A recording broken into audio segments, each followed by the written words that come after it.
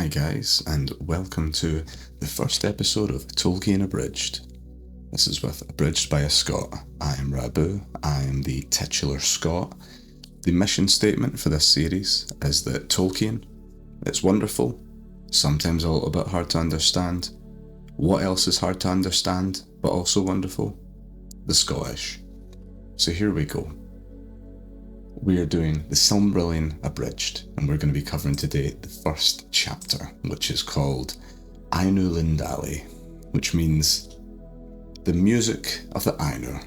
Now the Ainur, the Holy Ones, essentially Tolkien's pantheon, so we're going to jump right in. So just for a little bit of context, everybody knows The Lord of the Rings. People know The Hobbit. We're going way back. We're going back to the very start of the Tolkien verse, if you will. We're going right back to the beginning of days. This is essentially the book of Genesis. So, first person we need to know about that's introduced, first character in all of Tolkien, Eru Ilúvatar. So, essentially he is God. He's the one, il numero uno, Mr. Big, the Godfather, the Big Cheese, etc. I assume that when he created the universe, he also created all his nicknames immediately. He's an all-powerful god, and he thinks, what does an all-powerful god need? Obviously, I need some smaller gods, a pantheon, if you will. So he creates himself, some holy ones, the titular Ainur here. And one thing that Eru loves, and the Ainur love, singing, music, just a bit of a jam. So they all start singing just a little bit, just one at a time, or maybe one or two at a time, just a little bit, nobody goes crazy, and they don't really understand what an orchestra is at this point. But they're all kind of kicking about, and then Eru himself goes, you know what, it's time, and he groups them all together, guys, over here, brings them all in. And he's like, right, here's the great theme. He's like, right, start singing to this. This is, he gives them a crazy bass line. Basically goes, this is freeform jazz, we're creating stuff, go for it. And they all go, it's all happening, there's strings, there's brass, it's all happening. Well, not strings and brass because they haven't been invented yet, but the cosmic equivalent. And essentially all these creatures have been created by the flame imperishable, which is what Eru wields, which essentially gives things free will, etc., makes them like, not just an automaton, they're actual beings. Anyway, so they make this void-filling music, everybody's coming together, it's wonderful. Tolkien hits us with a bit of a hipster line, basically says they've never made music like it since, he prefers the Ainur's earlier work, like literally the earliest work in all of music at this point. He also kind of drops to us as well that we've not even begun the world yet, but at some point the world is going to end, and essentially we're going to have the Ainur doing their second great album, their last album, which is also going to feature elves and men, who you might be familiar with. And basically the music is going to be so good, it is going to be so chef's kiss, that all of the Ainur, the men, the elves, everybody taking part is going to go, oh god, that's what existence was. That was class. I get it now. Essentially, it's Rumours by Fleetwood Mac, some would say. We also get the first name drop here now of a very, very, very important character. His name is Melkor. He is going to come up a little bit of a troublemaker, is Melkor, to put it mildly. He is essentially the predecessor to Sauron. He is, the first Dark Lord, or as he is going to go on to be. At this point, he is just, he's just an Ainur. The rest of them, he's just another cosmic entity. But he happens to have been basically like powered up more than everybody else. He's been given a little bit of everybody else's stuff, and whatever. And funnily enough, that breeds some arrogance. And even at this point, Melkor's already thinking, God, we're all singing, but like, really, they should all be listening to me. God, I'm brilliant, haven't I? And, he just gets a bit, kind of anime antagonist about it, like, I've got all the, like, I'm the best, blah, blah. So it's all going to be downhill, kind of thing. Well, not all downhill, because literally the world hasn't been created yet. But, it'll be uphill, and then for Melkor, it will be downhill. And even that Melkor is already thinking, like, God, I should get myself some of that flame imperishable. That sounds that sounds absolutely brilliant, you know, like imagine all the stuff I could create, you know. He's already having a bit of a like, oh right, okay, you know, this is my side project, my solo career is going to start at some point. So in the middle of all this music, you know, this wonderful cosmic music, you know, it's doing all this stuff. Literally the first music in all of existence, Melkor starts making a bit of a spectacle of himself, and you know, he starts, you know, this mad drum solo in the middle, or essentially, you know, the cosmic equivalent of a drum solo. And a couple of people around him are kind of, you know, looking around like, God, that is good, isn't it? Well, I was just having a little, you know, strum of a harp or something here, but that guy, whoa, he's got something good. And you know, Eru, who, you know, has put this all into motion, is not very happy, to put it mildly, and raises his left hand, and this new kind of theme starts to play. And you'd think maybe Melkor would read the room and go, alright, cool. Literally, you know, the creator of all existence is kind of, you know, shushing me here. But no, Melkor just starts playing a bit more loudly, a bit more violently. And then it was like, bloody hell, he's not taking it. Glib of this guy. So he raises his other hand, and this other beautiful theme comes emerging out of the ether. And again, you'd think this, you know, Melkor would go, right, hands up, understand what's going on here. Nope.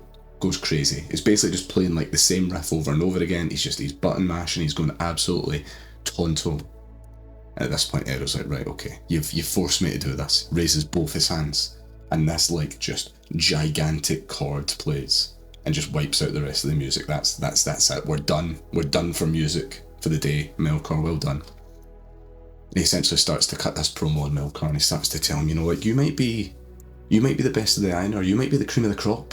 The cream of the crop. You might be the cream of the crop among the Ainur, but newsflash, bozo, I made the Ainur, so I made you. So whatever you're doing is all part of my master plan, buddy. Melkor kind of just switches off after the part about how he's the best Ainur, and it's just like, God, yeah, brilliant. So anyway, Eru kind of goes, right, okay, well, that's obviously not sinking in, or he just kind of goes, yep, that's fine, that'll sort Melkor. And he goes, right, let's go have a wee walk, guys. And what he has waiting for them is essentially a galactic PowerPoint presentation, and he starts to show them the world as we know it.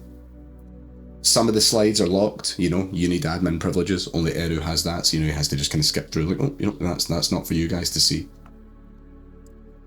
And yeah, basically shows them, like, you know, like the world, the children of Luvatar, you know, the elves and the men and stuff are gonna come.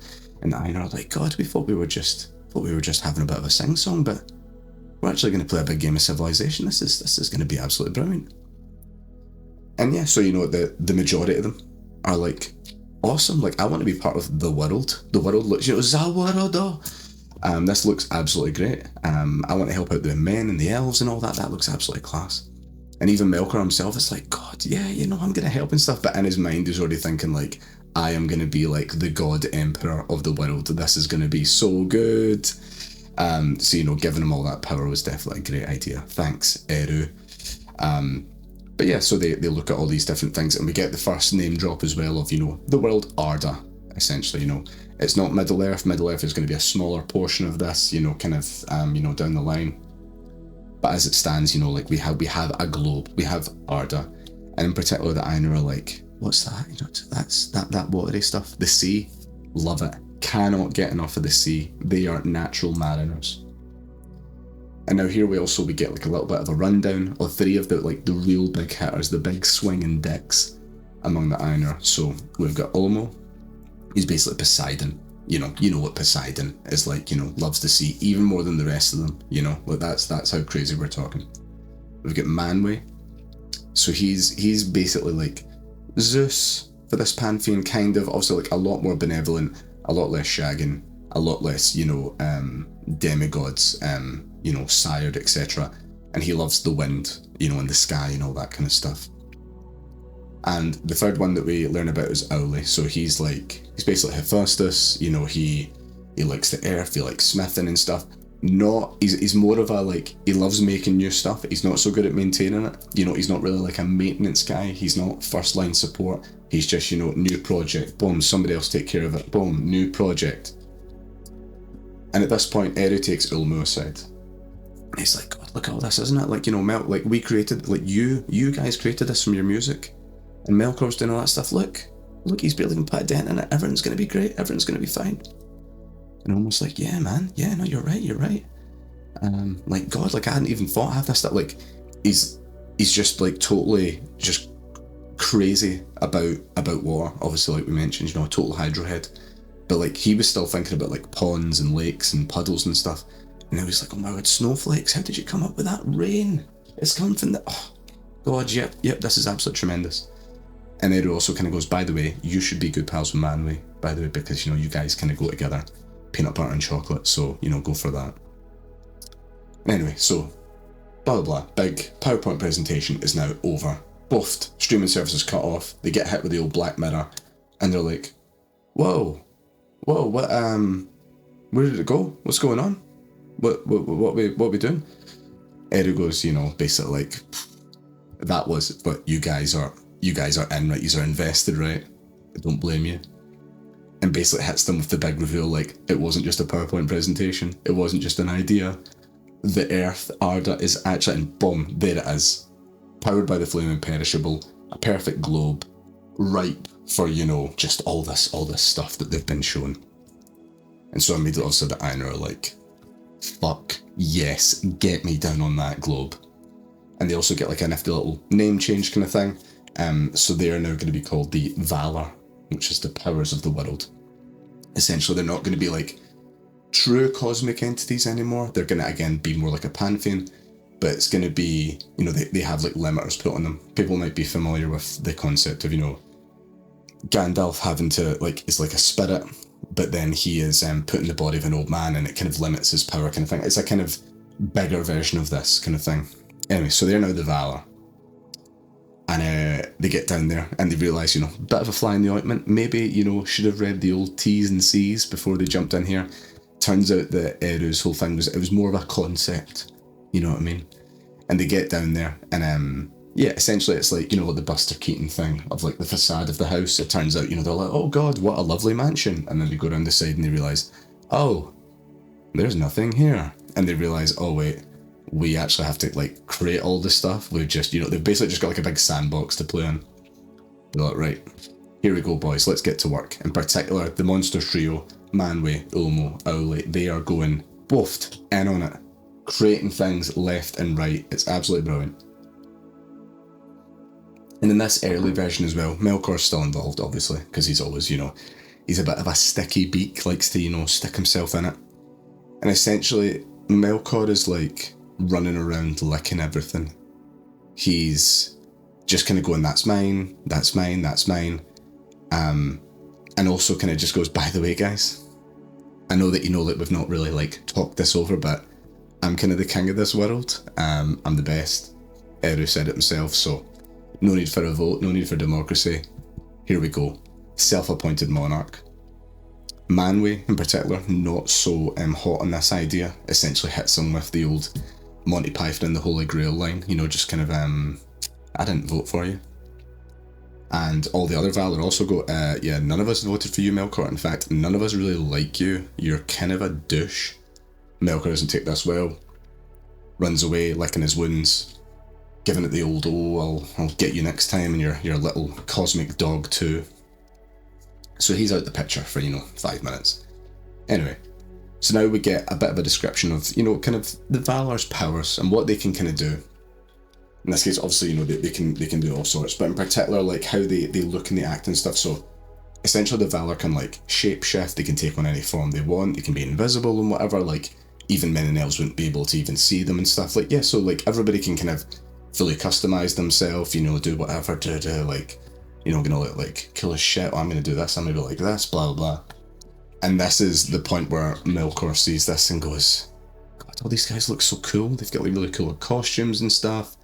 Like, they're all working together, like, this is I'm absolutely not having this. So Melkor decides that they've invented all these cool costumes and stuff, and, all this other stuff that he wanted to claim, and he's decided that he's going to create a new concept, which is kicking some fucking ass. So he basically takes on this new form. He's this, like, basically just gigantic, like, fucking Dark Lord, like, mountainous creature, fiery eyes, like basically head above the clouds, like just fucking gigantic, like, you know, we're talking like Galactus kind of thing is the way I imagine it. And so he descends on the world, and now we have the first ever recorded war in Tolkien, which is, you know, there's going to be a few. Tolkien did write about war, and specifically how he didn't really like it quite a lot. So yeah, Melkor descends, and he just starts kicking over the other Valar sandcastles and just like, you know, corrupting things and breaking things and just generally being a bit of a shit, you know?